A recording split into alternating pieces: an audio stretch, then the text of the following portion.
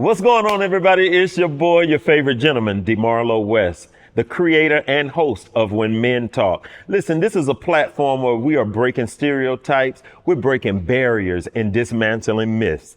Join me and my guest when men talk.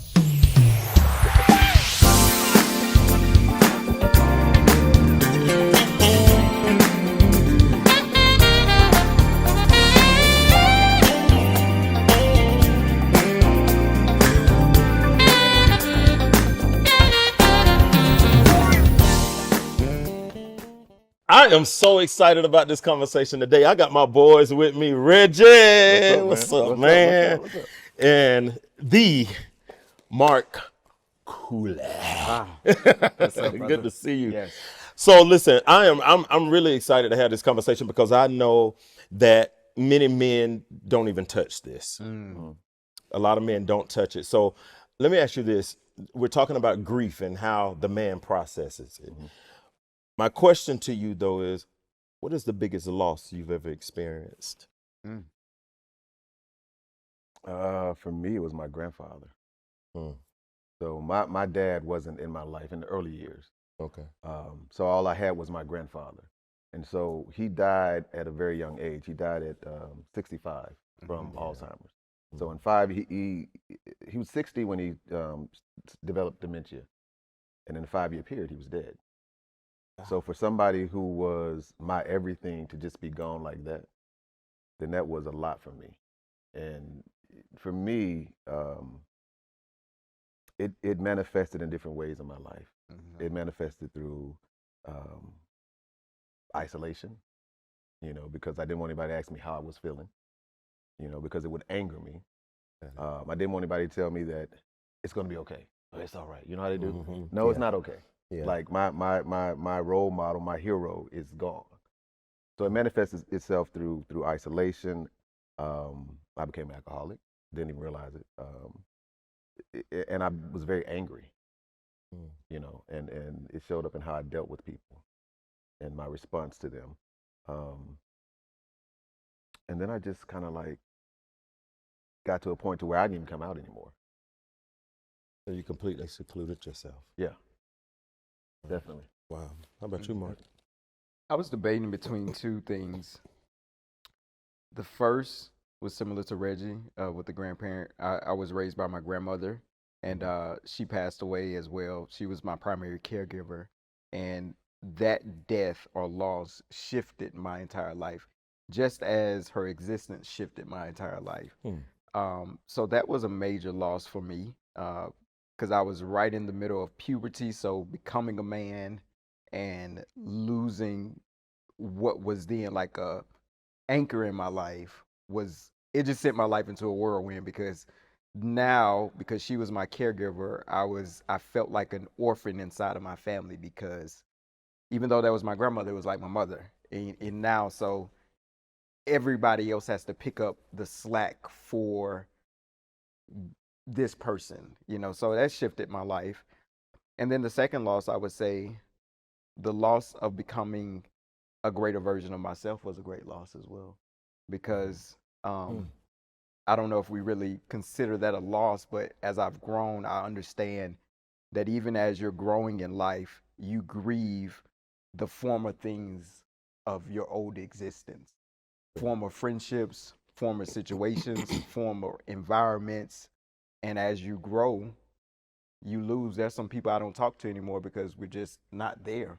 And that was a grieving process as well, Yeah. So those are very significant parts of loss for me that cause grief. So what would you say, what did you do, more specifically your grandmother, when you lost her? What things did you do to cope? Or your version of it, if you will. Yeah. Unfortunately, we're not taught coping skills. A lot of the things that I understand now about emotional intelligence, I did not know then, and there were no sources to inform me. So what we do in the African American culture, from my standpoint, is on the day of grief or loss, we sit around and we talk about the good times. Yeah. and that's it. We move on with life, and we move on, and there's really never a plan of action. I I existed for a while. Um, I don't know if I embraced her not being there.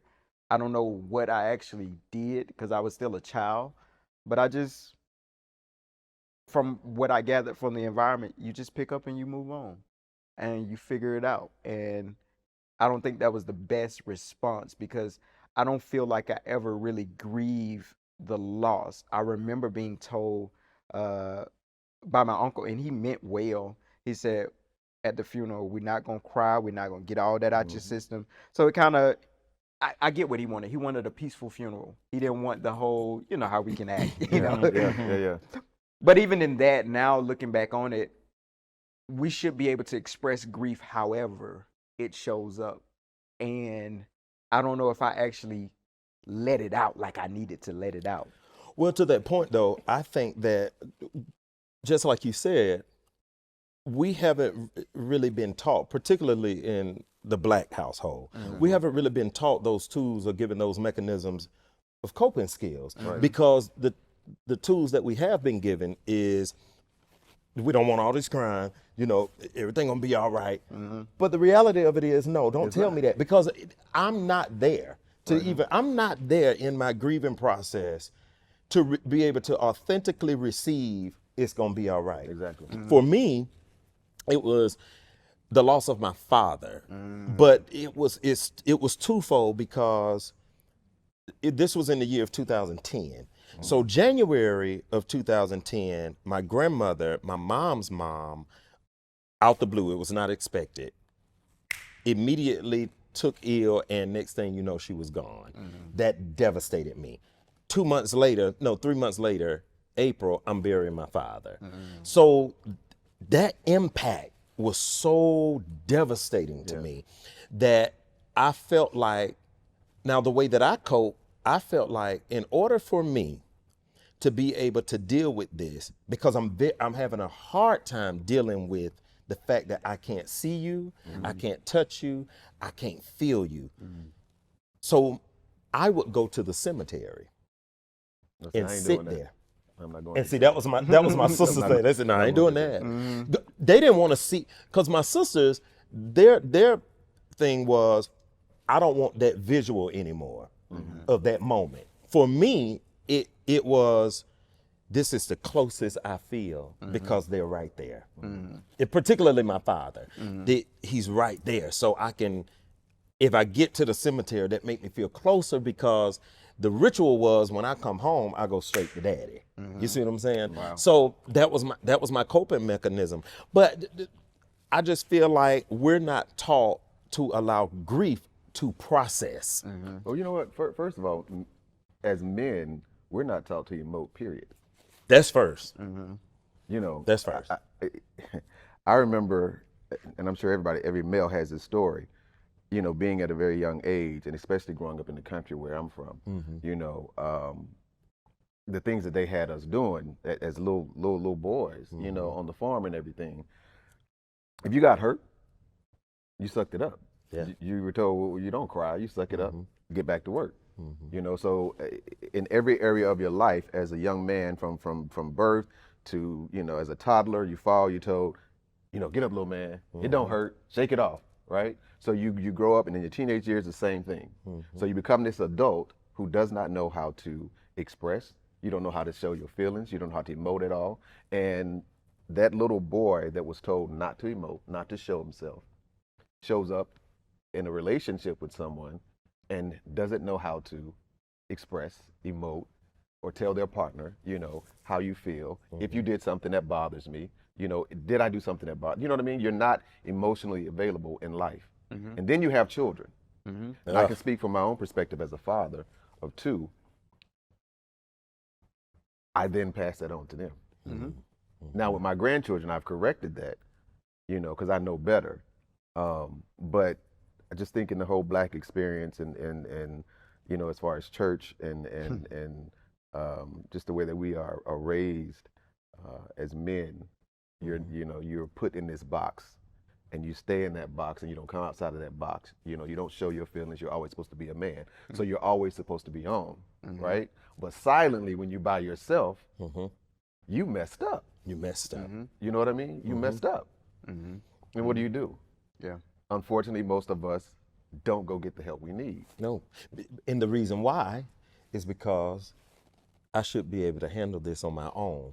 And the reason why I should feel like that is because the template that I got coming up said, you'll be all right. You'll be all right. Don't cry. Right. You bet. Right. It Right. ain't nothing. Right. So you take that, and it shows itself up in your grief. It can be very stoic. It can be very cold. It can be very still. I've seen men just be very still.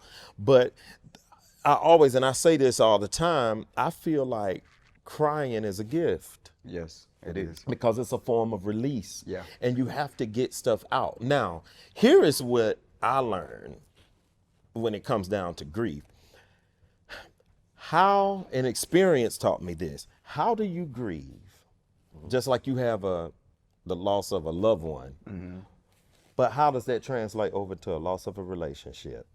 Because now I'm dealing with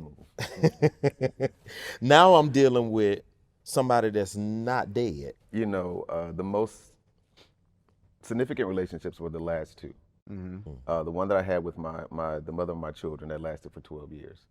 Now, when I met her, nobody in this world existed to me. I didn't even see anybody else, right? So to go from that till she got pregnant with the first baby, and after she had the baby, she completely changed, right? Completely.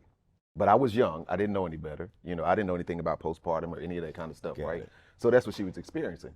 But all I saw was this woman who didn't fix herself up anymore.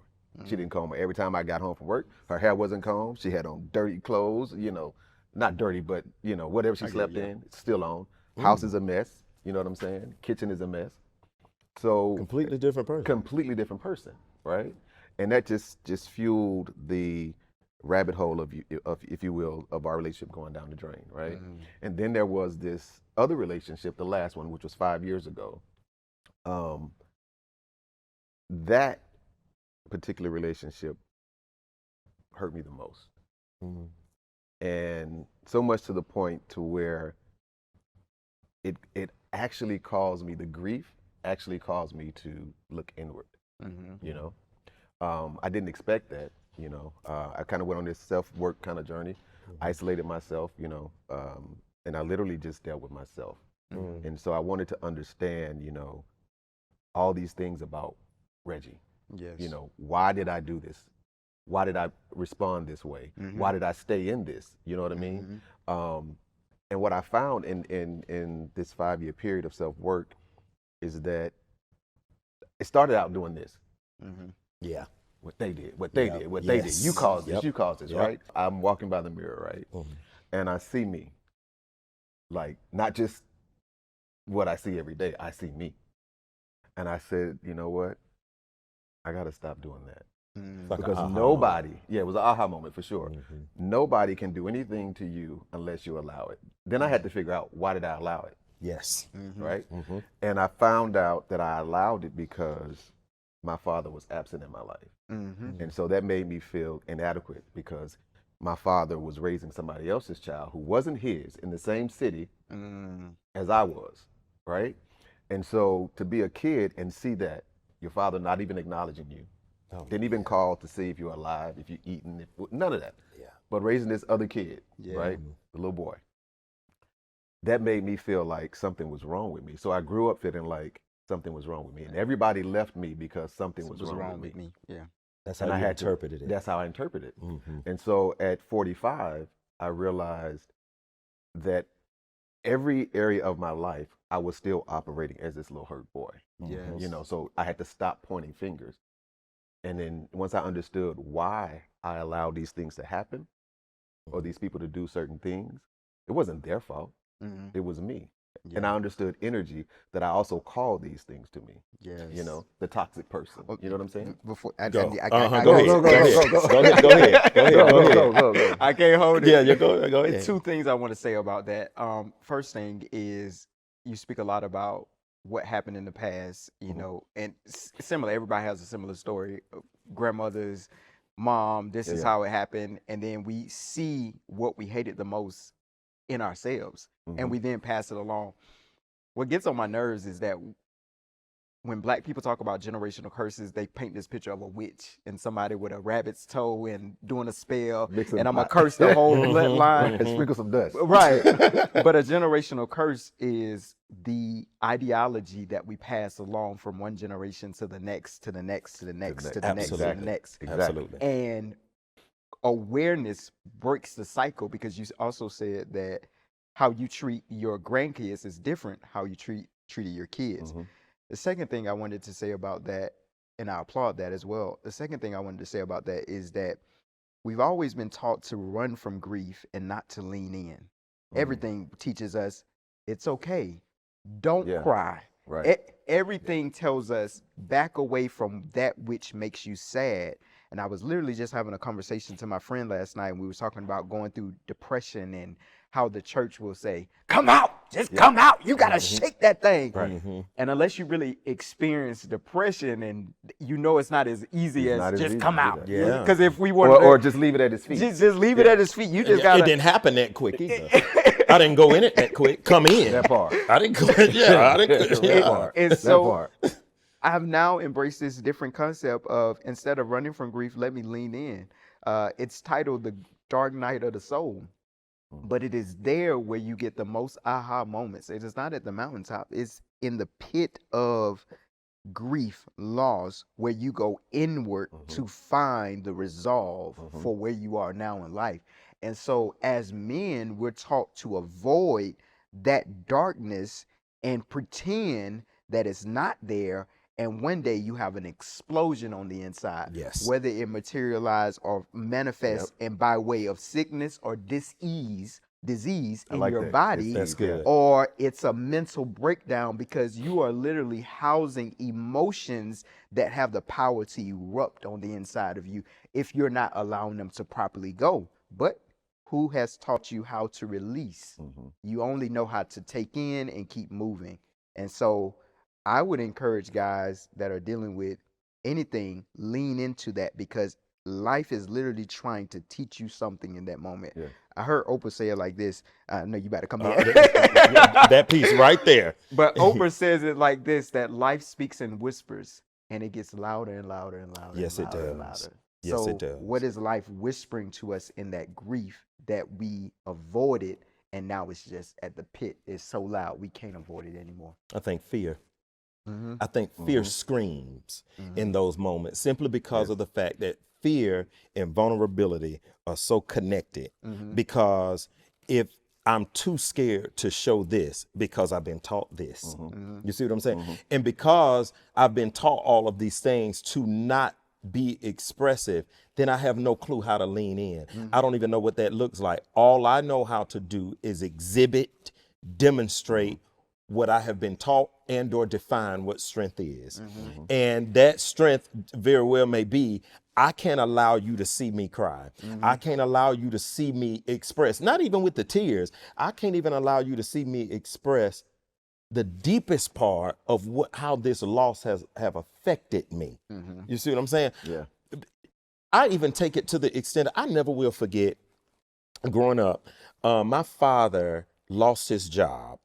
And I remember my dad coming home and telling my mom, they were sitting at the table and they was having a conversation about, next steps, basically.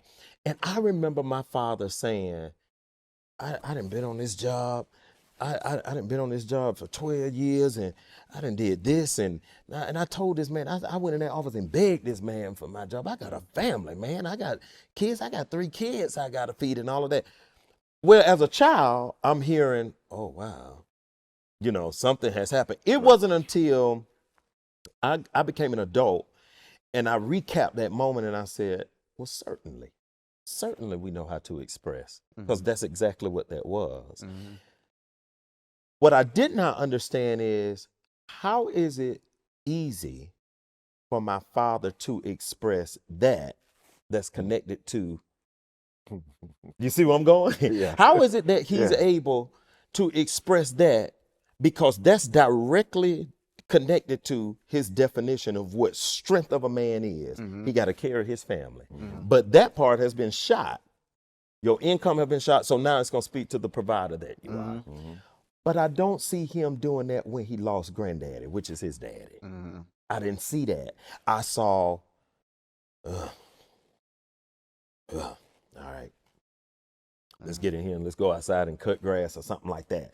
I didn't see that same expression. So when I became an adult, I just tried to figure out what was that? Why didn't daddy allow grief to just process? And it became clear to me that it's easier for him to express how to gain strength back with something tangible, as opposed to gain strength from something he can't never see again, which is his daddy. Yeah. You see what I'm saying? Yeah. So when my father transitioned, where I gained, so my godfather told me this the day he died. He said, listen, Marlo, whatever you do, allow grief to process. Whatever you feel, if that means screaming, if that means, going for a walk, if you got to verbalize, put sound to those words, to your feelings, you do just that, right? I leaned in to a strength that I did not even know existed. And that's when God really, really revealed himself in a different way to me. Yes. Because I had the ability to lean in. So I understood what it feel like to be comforted, what it feel like to be given permission to release. Yes. You see what I'm saying? Yeah. Yeah. But that carried on into relationship. Yes. It carried on into job loss. It carried on into entrepreneurial ideas and jump offs, dying. Because it's like, well, I had this idea and then I just lost it. What happened? Because we don't give men the outlet. Actually, I take that back. We are breeding a culture of men and women that are being taught and conditioned not to grieve or lean into emotions. Yeah. Why? Because just block them. Just block them. Ghost them, block them, delete them, block. We are not taught or being taught how to have conversations, how to express that hurt. You hurt my feelings, because we're all being built to be robots and bump you. Like I can have another you in a minute, and it's like everybody is replaceable. I can have the next. I don't feel no emotions. I'm gonna go get fired. All of those are outward.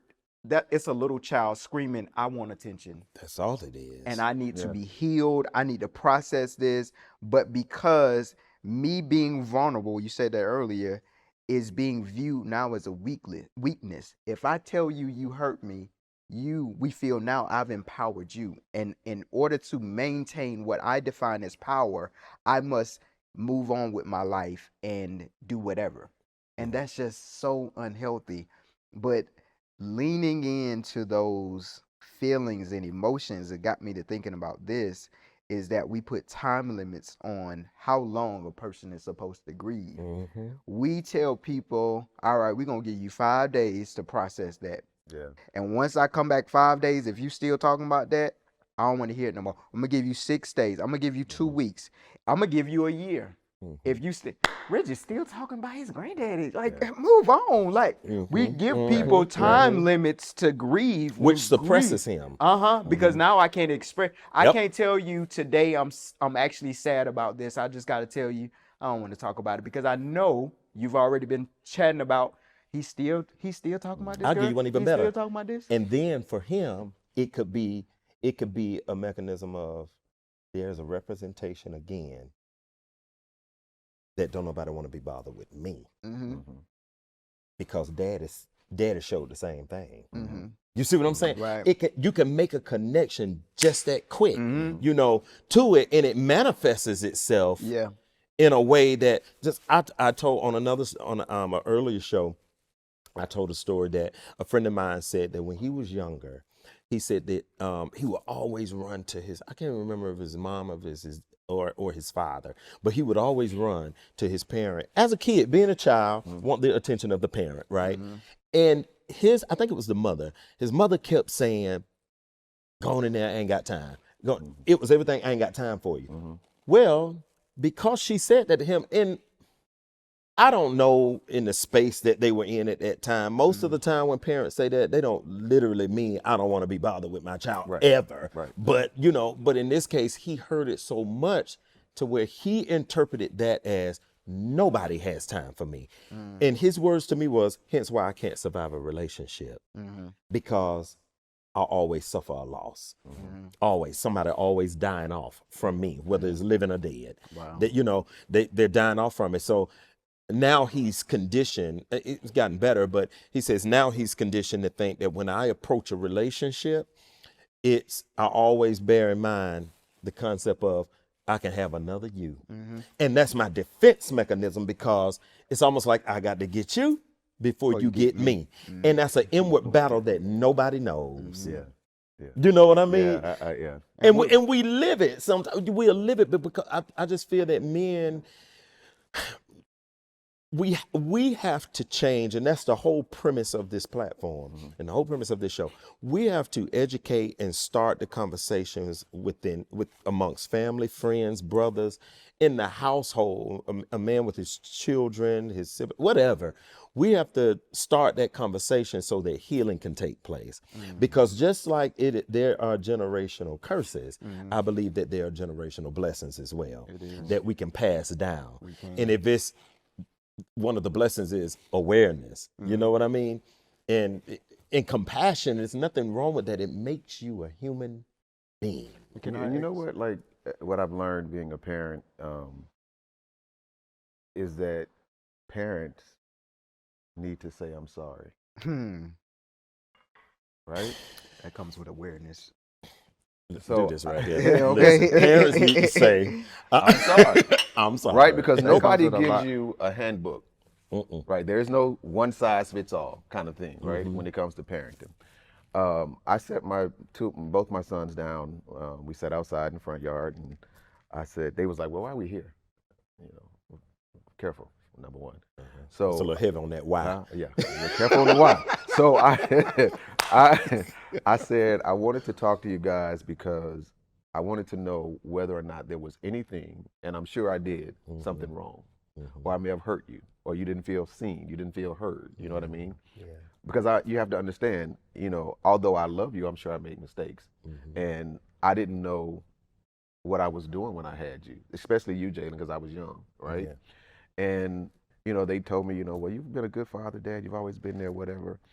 And my oldest son said, the only problem I've ever had with you is that you did not. He said, I understand why you did it, but you didn't take me out of the household I was in.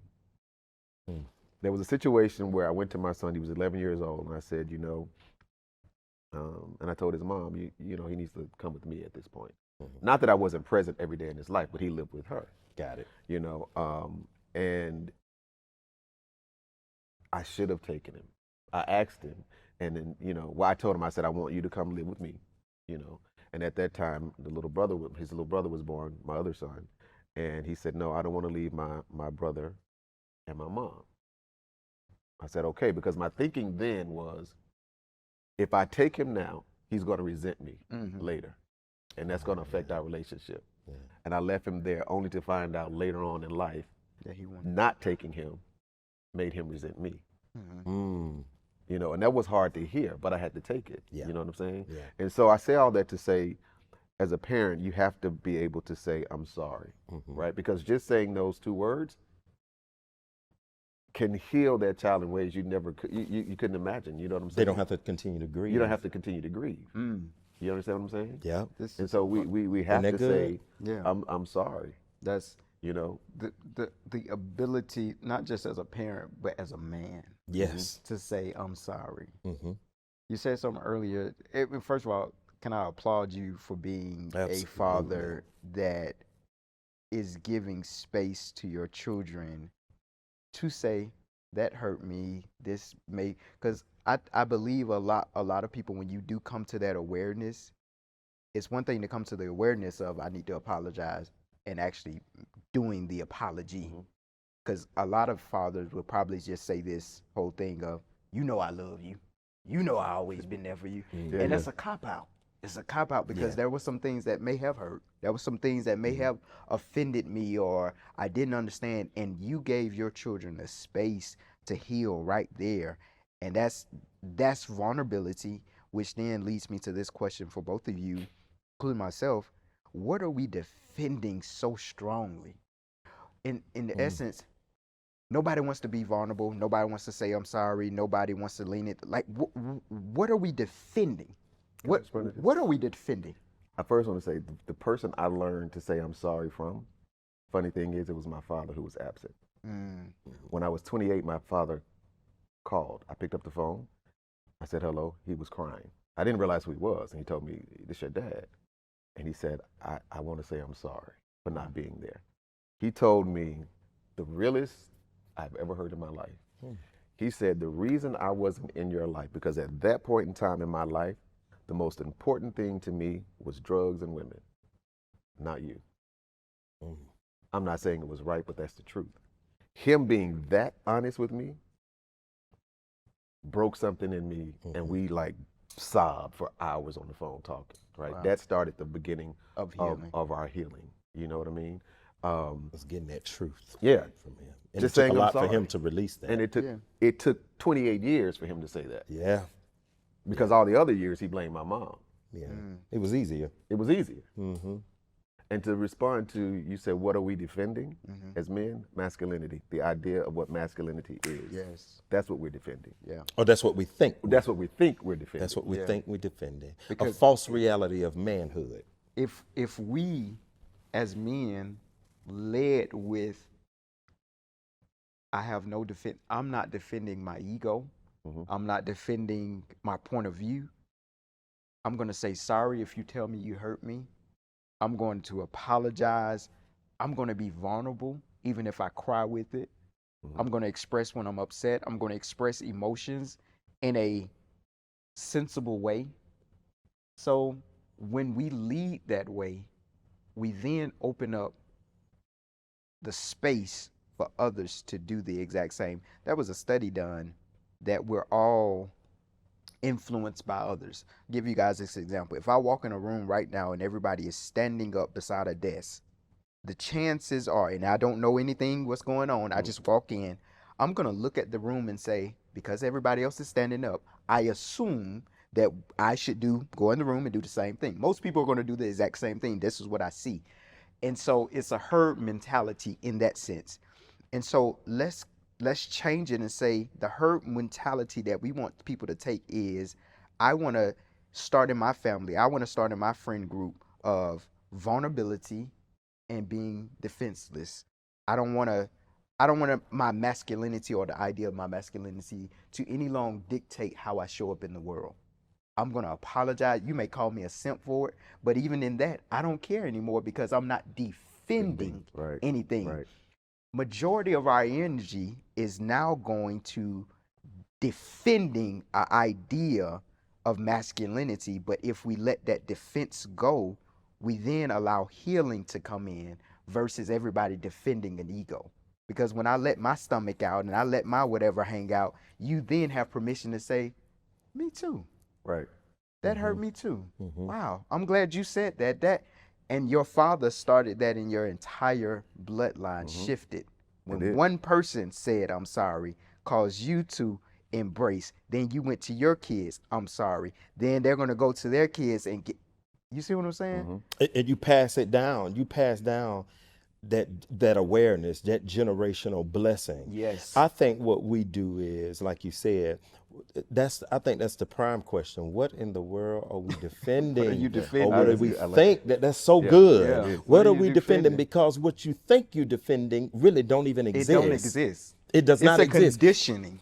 And if you understood what masculinity was, then your whole approach to thinking you defending anything, that paradigm would shift. It shifts. Completely. It breaks down like, whoa. It breaks down because I guarantee you, if you ask a man that operates in that, like in married and committed to it, if you ask him that simple question, how do you define your masculinity and what are you defending? Even better, who do you think is out to attack that and you? Because you only defend something that you believe is being attacked. I only lock my door because I believe somebody's going to come in. Exactly. Otherwise, I wouldn't lock. There's no I wouldn't lock need. it. So who do you feel is attacking you, or why is that guard up?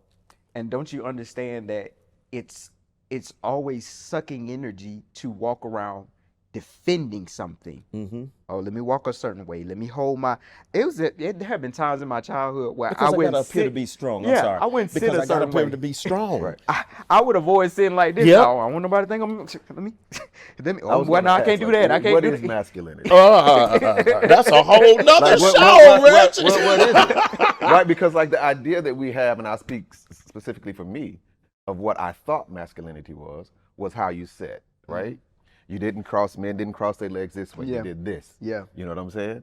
How you wore your pants, you know, how you wore your shirt, everything, How you you walked. talked, how Yeah. you walked, you Yeah.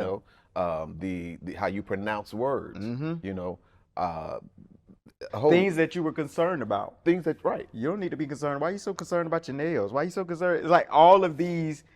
And so who are we taking instructions from, and why do they have so much influence over us? What I love about this new generation, they don't care. They don't care about care none at of the all. rules prior to. None They don't of care it. what you thought, they are literally setting, this is how I decide to live. And this, you either get with Whether it or you don't. like it or not. Whether you like because it or I'm not. not here for your opinion. And we can say whatever we want about them, you know, but that liberating thinking is what we all need. Like, what am I so concerned about? What am I, your opinion? Oh, your opinion? We all got opinions, you know, Yeah. like, will I allow that to define my entire existence on earth? And why are you so damn powerful in my life to have that influence? To have that influence. Now, even to that, I would say this, like what you said about the whole masculinity piece. Here's the difference. We were taught all of that. This is how you sit. This is how you appear. This is how you demonstrate. But our white counterparts was not. A lot of those stipulations was not placed on them. Yeah. The funny thing is, and probably gonna get some flack for this. Truth of the matter is, in my opinion, Okay. African American men take their cues from white men, white supremacy, right? And even into defining that as how masculinity shows up, right? The whole gender roles thing, you know, what a woman's role is in the house versus what a man's role is in the house, right? And so that kind of thinking has birthed this whole generation of what's been dubbed the passport bros, you know. You may have heard about it on TikTok. I've heard about it. Like Yeah. it's a Facebook group or something? Right. And this particular man who's part of that whole passport bro thing, I saw a video, he asked this guy who was married, why are women tired when they get off work? He said, obviously because they worked, right? Yeah. So this guy's whole idea of what manhood and masculinity was basically to rule over his wife, right? The man that was married was like, if my wife has been working all day and I get home before her, I'm going to cook for her. I'm going to make sure the house is cleaned. I'm going to make sure the kids are fed, the homework is done, so that when she comes home, she can relax. Her bath water is ran, her plate is made. And this guy, the passport bro, was completely like a loss. He was like, he literally stopped talking. He had like this confused look on his face. Like, bro, what are you talking about? That's not what a man is supposed to do. That whole idea of what manhood is came from somewhere, right? It did. And so when you look back like through history of manhood or whatever, a lot of the cues that we as black men use to define masculinity is actually based in white supremacy. The need to rule over. I don't need to rule over my partner. I can see my that wife. connection. I don't need to rule over my partner. Yeah. You know what I mean? For what? We're equal. My partner's not a child. You know what I'm saying? I don't need to rule over my children. I don't need to rule over my grandchildren. So something that I've changed is that, and me and my son do this, when my grandchildren have done something that they're in trouble for, instead of standing up over them, intimidating them, because you got to remember they're this tall, right? So we're this. that's already intimidation Yeah. coming toward them. You understand? Yep. So I get down eye level to them and I look them in their face. Yeah. I don't raise my voice. I speak to them. Yeah. You know, tell me what the problem is. What did Pop Pop do to make you mad? Why are you mad? It evokes vulnerability. And they start to cry. And I say, it's okay It gives to cry. permission to it. You're right. Because I'm giving them permission to emote. To express. To express. Yeah. And they'll start And, crying. and it's this comfort of now you're here instead of, uh-oh. Right. I'm in trouble. Oh, my Yeah, God. oh, gosh, here come the big bad wolf. Even that, you think about it, where that comes from, the white supremacy, but it's also embedded in our religion because we're not taught to love God, we're taught to fear God. To fear God. And so when then you go into our conditioning, the first things that you hear as a little boy is what little boys don't do. Little boys don't do this. They don't do this. They don't do this. So that starts to paint this narrative or picture for you, almost like you're applying for a job. These are the qualifiers of what a boy or what a man is supposed to do or not supposed to do. So little boys don't cry. Yeah. Okay, well, I can't emote. I can't cry. Yeah. Little boys don't cry. That's a weakness. I But I define see my myself friend as doing it. yeah, and you're confused. I'm You're- confused. Yeah. Girls cry. Okay, well, I don't want to be called a girl. I'm a Yeah, I boy. wanna be called- It's our conditioning. I'm so glad we're in the generation that we're in now. Thank God for the internet because it has shed so much light and we can have conversations like this and you can be enlightened, but it happens in micro shifts, small micro shifts until you have that dominant paradigm shift. But in order to have a paradigm shift, you can't be married to what was. Because if you're married to what was, you'll stay in ignorance. Well, this how it's always been. This, well, you didn't have factual information. The information you have now, you didn't have it then. And it's okay to be in ignorance when you, because at one point we thought the world was flat because all the facts pointed towards that. Yeah. But when you went there and you saw, okay, it's not flat, now I must challenge what I considered facts. And so the same thing with us evolving as men is that, okay, what I considered facts 2 years ago, it may not be facts anymore. Right. Exactly. And that's okay. I think we have to, when it comes to grief, when it comes to love, when it comes to lost, I think that it is so crucial now for us to educate again, empower, encourage, influence people, particularly men, to understand that the power that lives inside of you equips you with the ability to express. That's a part of that power. It equips you with the ability and the permission to not know it all and to not have all of the answers. And to not, that's that partnership. When you, it gives you that permission. It's okay that I don't know it all. It's okay that I don't know how to do it. It's okay that I don't know. I don't know that I don't know. Right. You see what I'm saying? That makes sense. And I heard a pastor say this. He said, you know, when it comes down to grief and loss with people that are alive, and things in which you can tangibly still see and feel. More so, people